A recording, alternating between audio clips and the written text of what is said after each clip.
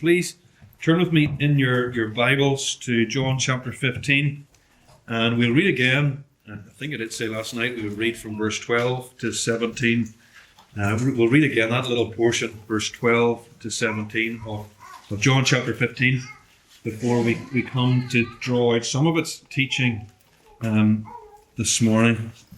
John chapter 15, and we'll read from verse 12. This is my commandment, that you love one another as I have loved you. Greater love has no one than this, that someone lay down his life for his friends. You are my friends if you do what I command you. No longer do I call you servants, for the servant does not know what his master is doing, but I have called you friends. For all that I have heard from my Father, I have made known to you. You did not choose me, but I chose you and appointed you that you should go and bear fruit, and that your fruit should abide. So that whatever you ask the Father in my name, he may give it to you. These things I command you, so that you will love one another. Amen. Then our reading there. Please keep your Bibles open at that passage as we be referring to it as we make our way through our talk. Many of you, I'm sure, will have read or have had read to you the stories of Winnie the Pooh and his companions who lived in the 100-acre wood. Piglet, little Piglet, Tigger, Eeyore, Roo, Kanga, Rabbit, Wise Owl. They're stories that capture for us something of the beauty and the blessings of friendship. In one of those stories, Piglet is trapped in his home by rising floodwaters. It's been raining for days, and the water is now up to his window, high in the tree where he lives, and alone and afraid, longing for company and the support of a friend, he says, it's a little bit anxious to be a very small animal surrounded by water. I wish Pooh were here. It's so much more friendly with two. It's so much more friendly with two. Those feelings of loneliness, the desire for someone, the desire for company, the help and support of a friend, they resonate with us, don't they? All of us. They're feelings we can all readily identify with. We don't have to think too far back to 2020, whenever we were forced into lockdown and we were cut off from family, we were separated from friends, and all those feelings of separation, of loneliness, of anxiety that we felt, that longing to be with people, to share with people, to share experiences with people, to do life with people again. Why is that? Why is that? We thought about it last night. It's because it's the way we've been made. We haven't been made to live our lives as isolated individuals. We're made for more. It's the title of our talks over the course of this weekend. We're made for more. We are created for friendship. We're told in Genesis chapter 1 that in making us, God made us in his image, in his likeness. And being a relational God, a God who engages in relationships, both within the Godhead and with others, as we saw last night, he engages with humanity. Then being made in his likeness, being made in the likeness of a relational God, that means we have been made for relationships, with an innate desire and inner need and compulsion for relationships. We've been created with this capacity and a need for friendship with him, as we thought of last night, friendship with God and friendship with others. On creating Adam in Genesis chapter 2, remember, perfect and sinless, as Adam was. And at that stage, enjoying a perfect relationship with God. Sinless relationship with God. Looking at Adam, God said, there's something wrong here. Something wasn't good. His pronouncements of all of his creation up to this point, so very good. He looked at Adam alone and he said, it's not good. And what was the reason for God's pronouncement? It was Adam being alone. Being made, he'd been made with a capacity and a need for human companionship, and there was no one yet to fulfill that need in Adam. And one of the reasons that God created Eve for Adam, one of the reasons he created marriage, one of the reasons he created community, one of the reasons he created the church was to meet this need within us. Our need for companionship, friendship with others. And having created us with this need, he provided the means whereby this need will be met in each of us. And he commands his people to meet this need in others, the need of our fellow Christians. And maybe you're thinking to yourself, well, where exactly are Christians commanded to meet one another's need for friendship, to be friends with other Christians? Well, that's part of what Jesus is commanding here in John chapter 15 and verse 12, where he commands us clearly, openly, to love one another. He places this command within, as we saw last night, within the context of his friendship. He says in verse 14, you're my friends. And as we saw last night, that Greek word for friend is philos. It has its root in the Greek verb phileo, which means to love and to show affection. A friend is someone whom we love, someone to whom we show affection. Jesus here is saying, I have loved you as friends, and you're to love one another as I have loved you. A love that involves loving one another as friends. Jesus is saying a lot in these verses. But among the many things he is saying in this command is that we are to show friendship to one another. We are to give ourselves as friends to one another. And Jesus here does far more than simply lay down a command to us to be friends. He shows us what this friendship is to look like, what it involves. The kind of friend that we are to be. He says, love one another as I have loved you. He says, be the friend that I have been to you. Show the friendship that I have shown. And this morning we're going to consider the friendship that Jesus commands of us here. Friendship with one another. Friendship with our fellow Christians. And we're going to consider this friendship under 4 headings. Again, I'll give you a pathway through our talk this morning. We're going to consider this topic under 4 headings. The blueprint for Christian friendship, the building blocks of Christian friendship, barriers to Christian friendship, and finally the blessings of Christian friendship. Firstly, the blueprint for Christian friendship. And again, this point will be markedly longer than the other 3. Whenever we get to the end of our first point, don't think, oh, nightmare, there's 3 more to go.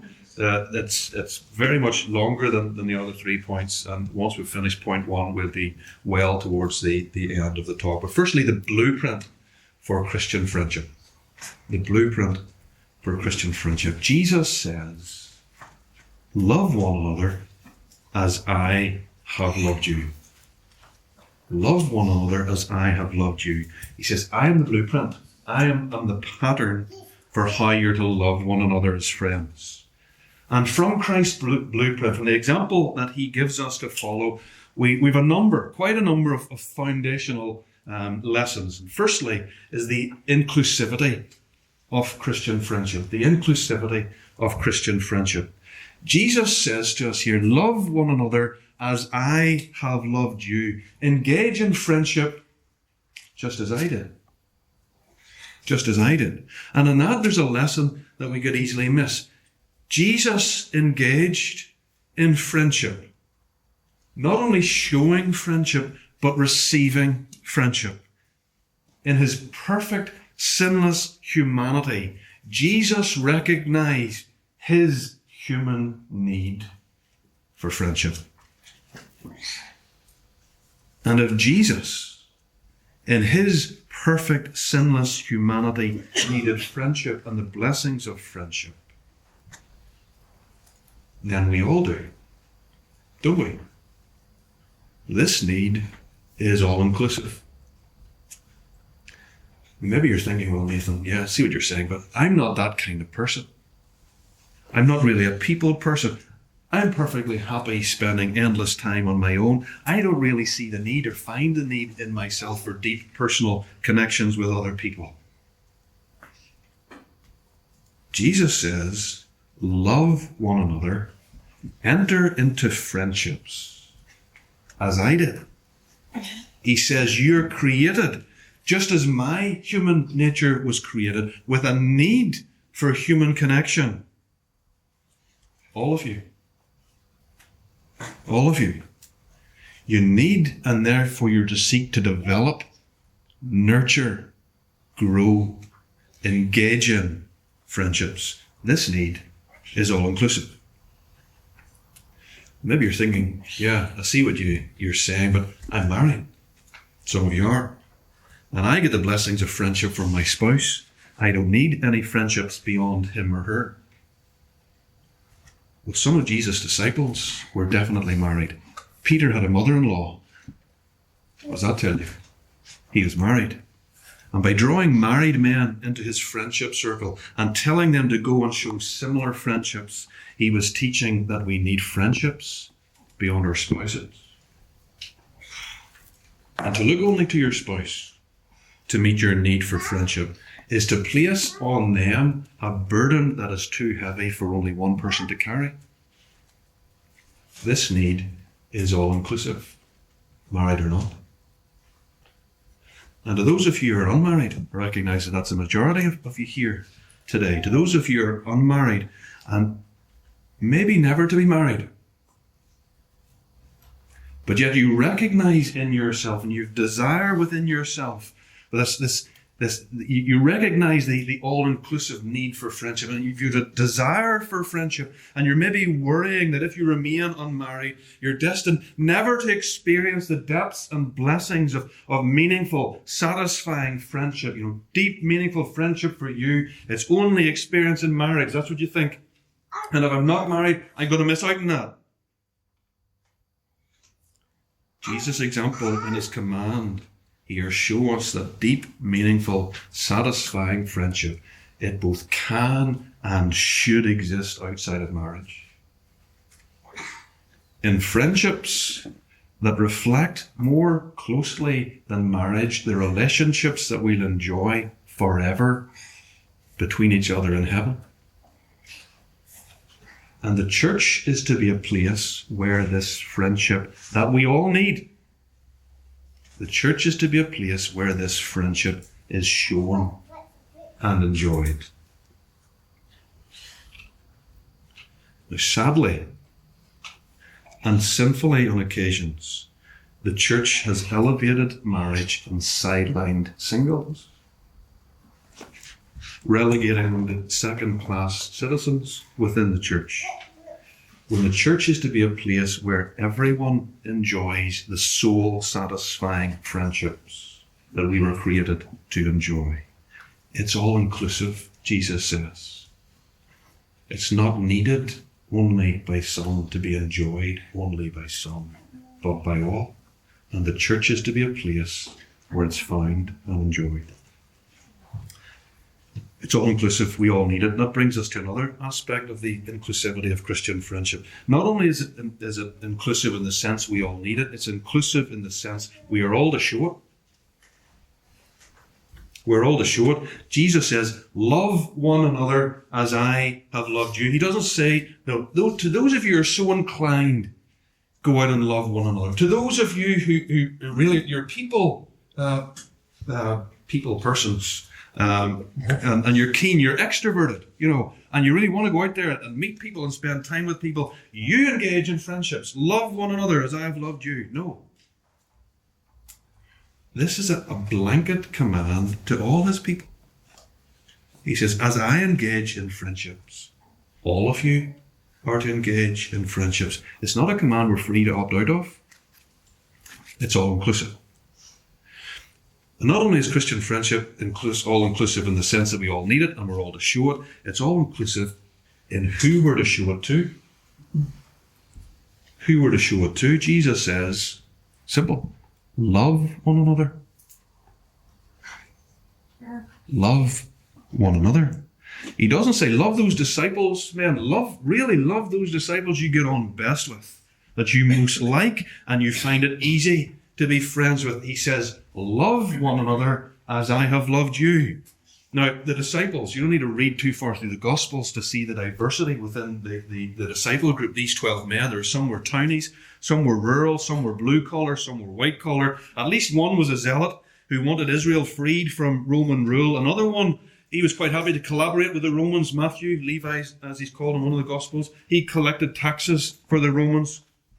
Among the 12 of them, there was a whole range of personalities. There was strong, there was forceful, some who were shy, like Thomas, retiring. Some were confident, some were timid. And Jesus befriended them all. All 12. There were none of those 12 who were left friendless on the fringes. In fact, Jesus showed himself to be drawn towards those who were on the fringes. And he tells us to do the same. Love one another as I have loved you. No fellow believer is to be left outside the circle of our friendship. That's what Jesus is saying here. That's one of the lovely features of the companions, the friends in 100 Acre Wood. The scatterbrained Winnie the Pooh describes himself as a bear with no brain. Energetic Tigger, anxious Piglet, grumpy Eeyore, maternal Kanga, wise Owl, all accepted, all operating together in a close-knit community of friendship. No one left out, no one excluded on the fringes. That's the inclusive nature of Christian friendship. A group of people, a community of people. Weekends like this can be the loneliest place in the world when everyone else has a friend. And that should never, ever, ever be the case within Christ's church for anyone. But sadly, on occasions it is. If you see someone on the fringes, someone on their own, befriend them, and introduce them to others who can be friends to them as well. And if that's your experience, for many, sadly, it has been their experience, whether it's church, whether it's a congregation, whether it's a doctor's denomination, or whether it's a weekend, a youth group, whatever. If that's your experience, left out, longing for a friend, can I encourage you, don't just walk away. Whether it's church, whether it's a youth group, don't say, well, I'm not going back there to that unfriendly bunch. Seek to gain friends by being a friend. That's what we're to do. You look out for someone who's on the fringes, someone who you can be a friend to, and show this friendship to, this friendship that Jesus calls you to. And in that way, you gain friends by making friends. The inclusivity of Christian friendship. We all need it. We are all to show it, and to show it to everyone. The second thing we see from Jesus' blueprint for Christian friendship is the variety. Okay, we've seen the inclusivity of it, but the second thing we see from Jesus' blueprint is the variety of Christian friendship. Jesus says, love one another as I have loved you. Engage in friendships just as I did. And how did he engage in friendships? Well, he engaged in a whole variety of friendships. Friendships that varied in depth, that varied in intimacy, that varied in duration. He befriended the crowds, all those crowds that flocked to him. He gave himself to them. He spent time with them. From those crowds, he chose only 12 with whom to have a more intimate, personal friendship. From those 12, he chose 3, Peter, James, and John, to be his best friends. From those 3, he chose 1 to be his BFF, if you like. John described himself at the end of the gospel as the disciple whom Jesus loved, his best friend. And outside that disciple group and the crowds, he had deep friendships with others, Martha and Mary and Lazarus, going to their home and crying, remember, over the death of Lazarus, his beloved friend. He had a whole variety of friendships. And that's our blueprint. We're to have a whole variety of friendships that vary in depth, in intimacy, and even on occasions duration. Lots of people with whom we're friendly and we engage with, yes, on a level of Christian friendships, but others with whom we're closer. And we engage in more intimate and increasingly meaningful friendships. That's to be our blueprint. Now, as Jesus clearly was, we have to be thoughtful and we have to show wisdom in how we interact with this variety of friends, particularly whenever we're in a group setting like this. And there are people whom we're friends with on one level, and there's other who we're more close to and have a bit more intimate or deep friendship with. We have to be wise. We have to be careful. When Jesus was surrounded by a crowd of his followers, he didn't ignore the crowd and spend all his time with his 12 disciples. Sitting around the fire at night, as we were sitting last night, he didn't sit in the corner with Peter, James, and John and ignore the other 9. Sitting there sharing private jokes with John on his own. He didn't do that. And yes, like Jesus, we're to develop closer friendships, but like Jesus, we're to engage in those friendships without being cliquey, without being exclusive, without shutting out others. Of all the friends that Winnie the Pooh had, Piglet was his closest. He loved him, he spent the majority of his time with him, and he shared most of his adventures with him. But his interactions with Piglet did not inhibit or damage his friendship with the others. That's how we're to engage in this variety of friendships within the church. The inclusivity, the variety of Christian friendship. The third thing we see from Jesus' blueprint is the core of Christian friendship. The core of Christian friendship. What is at the core? What is to be at the heart of Christian friendship? Love. We're told here, love. Jesus says, love one another. It's what it means, isn't it? Philos, phileo. Love, be affectionate. Love is at the heart. Now think of the love that Jesus showed to his disciples. It was steadfast. It was self-giving. It was costly. It was sacrificial. It was persistent. It was ongoing, faithful love. That is the core. That's what's involved, to be involved in Christian friendship, showing Christ-like love. And what that involves in practice we're going to think about shortly. But just to say at this point, that is the core of Christian friendship. Giving and receiving, engaging and enjoying, sacrificial, self-effacing, friend-serving love. And if that's not the core of your friendship with someone, your friendship or your relationship with someone is simply passing time together in a mutual hobby or interest, drinking coffee, watching football, playing golf, or whatever. It may be enjoyable and it may be beneficial in lots of ways, and those are things we are to engage in with our friends. But if that's all we're doing with our Christian friends, it's not Christian friendship. It's not the Christian friendship that Christ calls us to, and we're to seek to develop with one another. The blueprint for Christian friendship, it's inclusivity, it's variety, and it's core.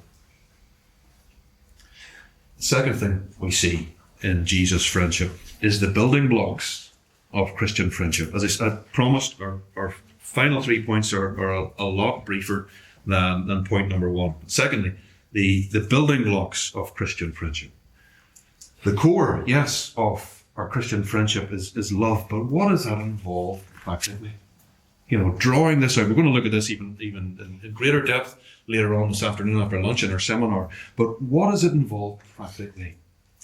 Well, in Jesus' friendship, we see some of the building blocks of Christian friendship. Things that, following Jesus' example, that we are to do, we're engaged in, we're to implement in our friendships. And we're going to focus on just 4.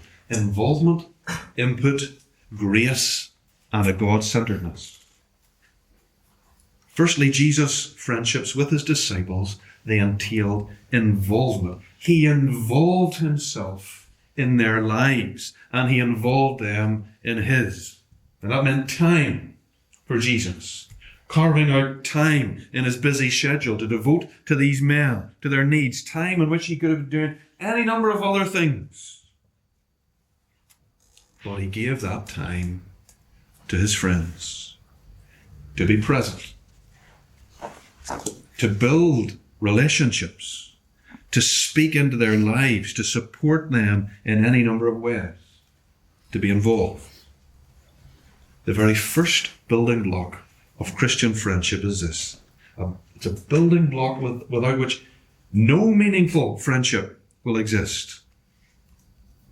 It's that of involvement. Committing yourself. Giving yourself.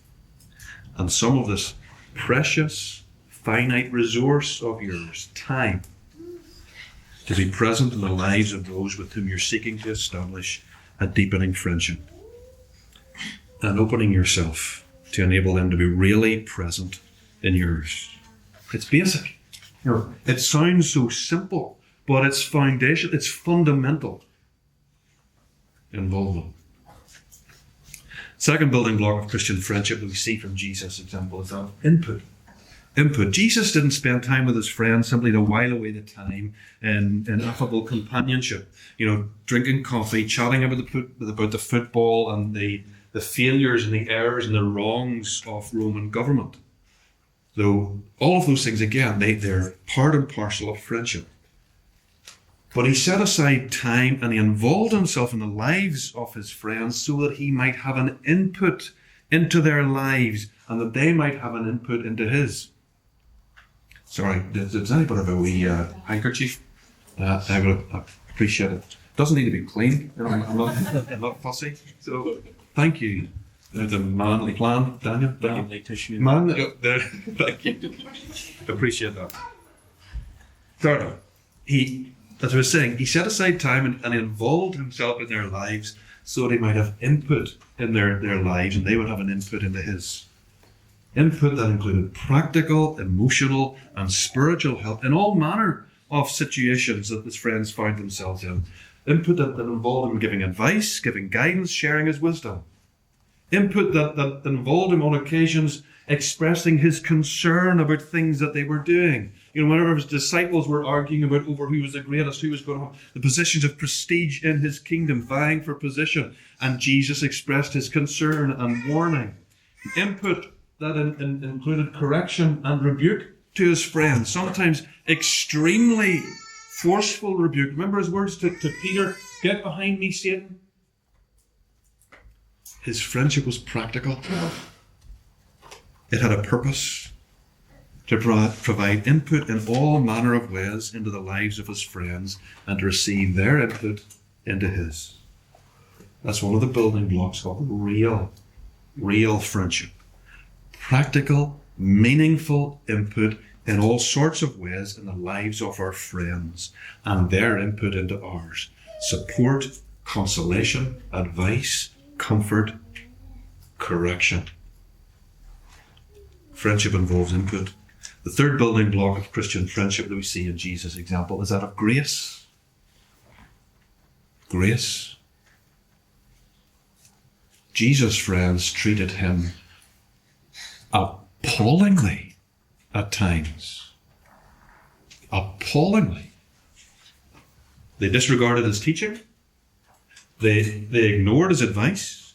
And in his hour of need, they abandoned him and they denied him and they left him to face the cross alone. Some friends they were. And friendship with these men for Jesus and friendship with anyone for us must involve grace. Showing grace whenever we're hurt, whenever we're offended, whenever we're wronged. Grace in challenging those hurts and wrongs in a gracious way.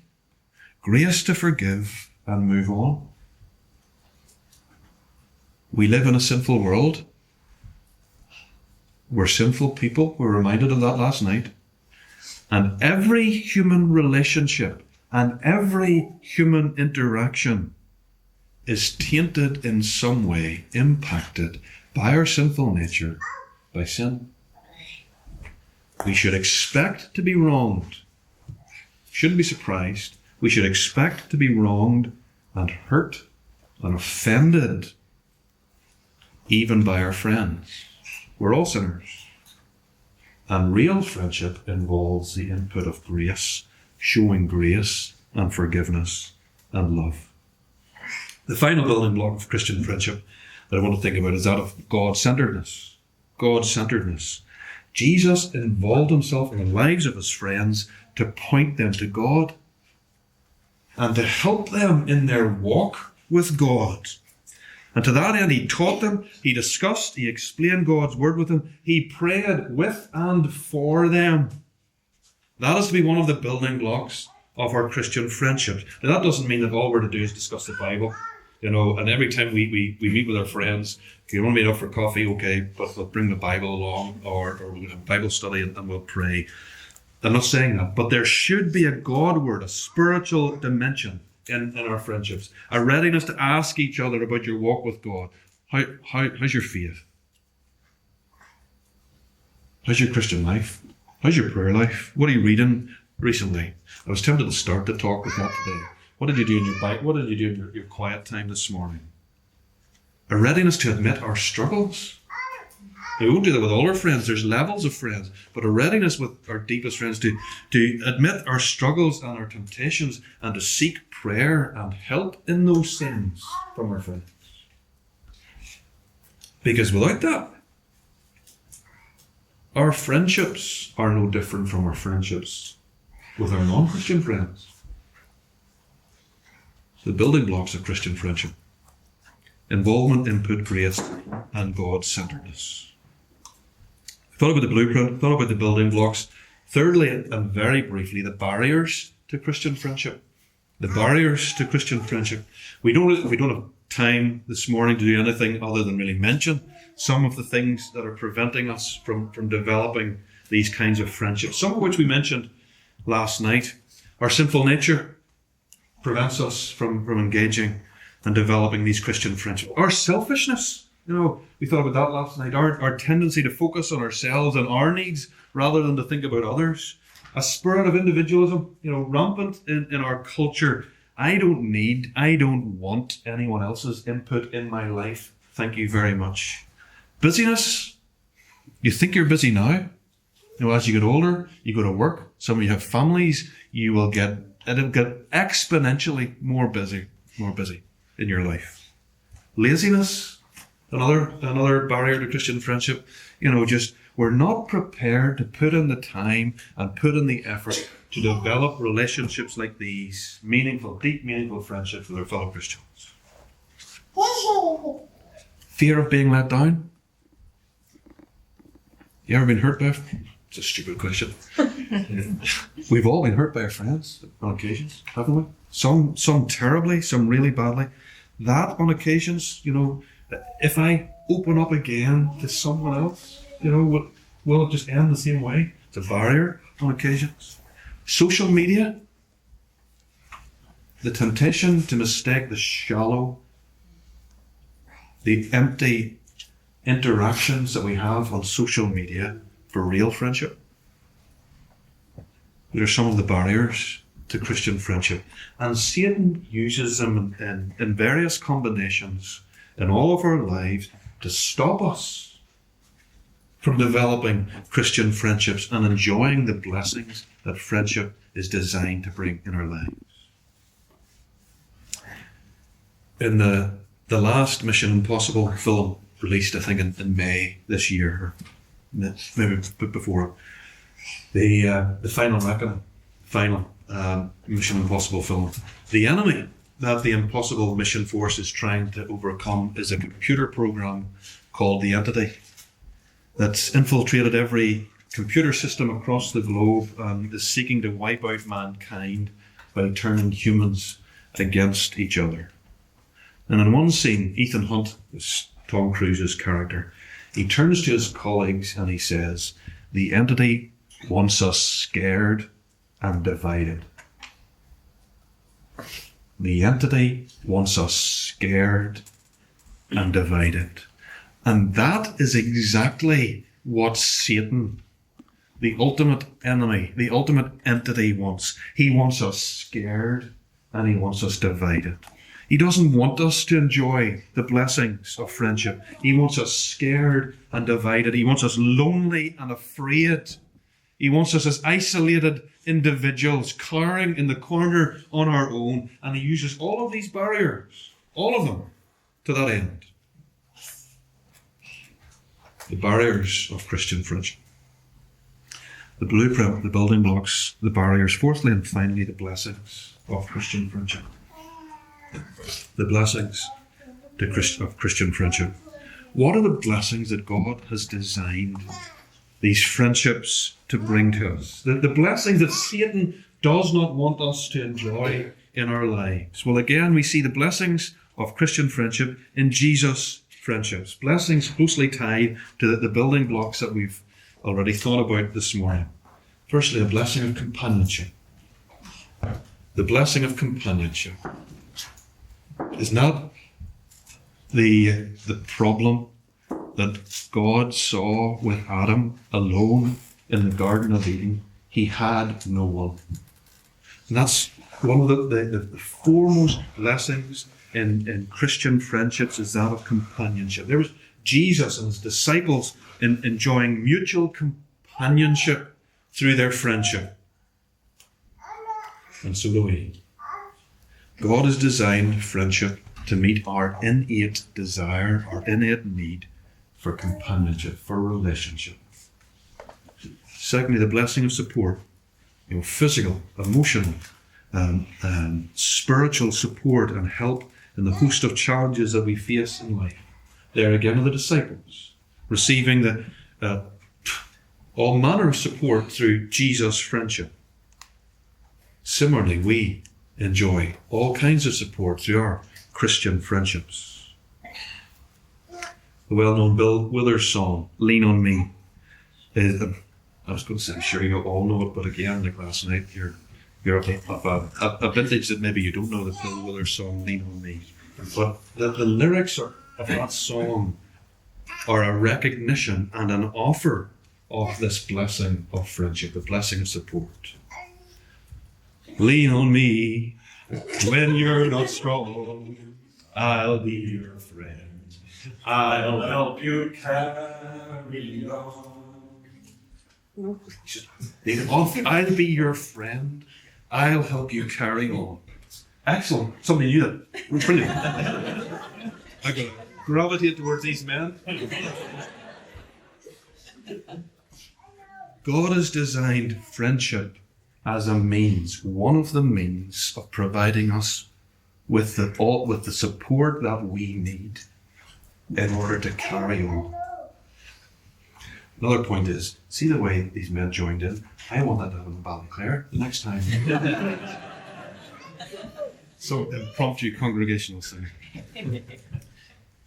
The blessing of companionship, the blessing of support. Thirdly, the blessing of development. The blessing of development.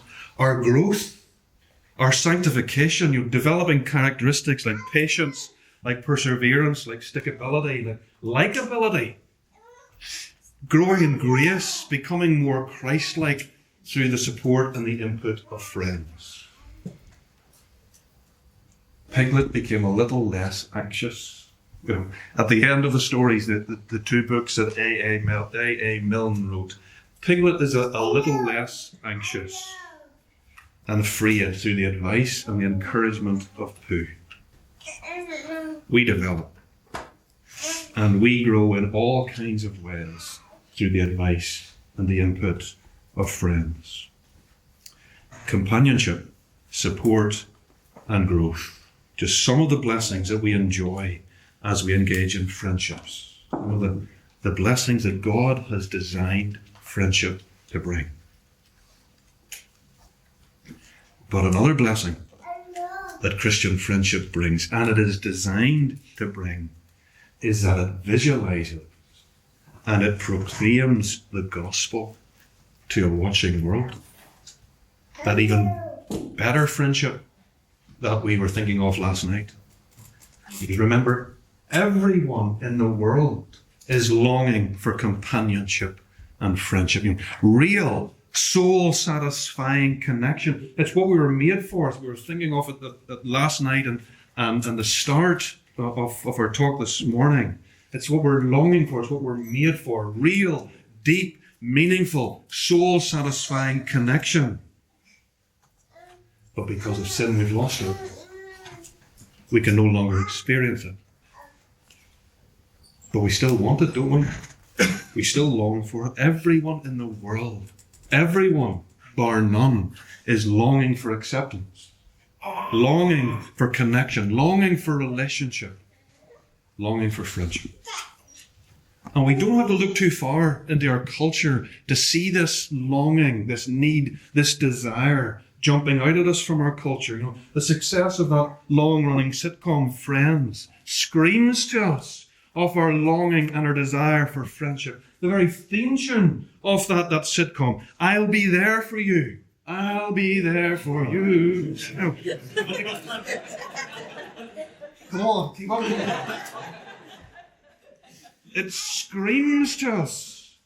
It screams to us our longing for someone. I want someone to be there for me, a friend. The Toy Story, right? The Toy Story films and their theme tunes. You are a friend to me. Screams to us of our longing for friends. Everyone out there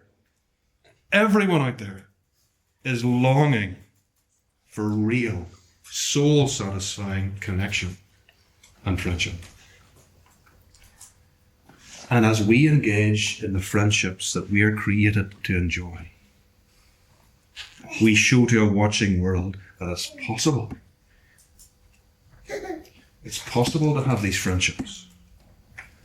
And we point a watching world to the one through whom they can experience those friendships. We're saying to the world, real connection, real friendship can be experienced.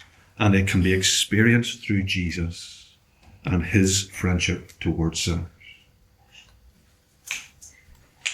And so to that end, yes, to enjoy these blessings, and the companionship, the support, the development, and to visualize, proclaim the gospel to a watching world, we need to take Christ's command to heart and give ourselves to the hard work, because it is hard work, the hard work of involvement and input and of grace and of God-centered friendship, to draw alongside people and say, for my sake and for yours, I'll be your friend. I'll be your friend. I'll help you carry on. I'll be there for you. You've got a friend in me. We started with Piglet and Hunterdegger Wood, and we'll close with Piglet again.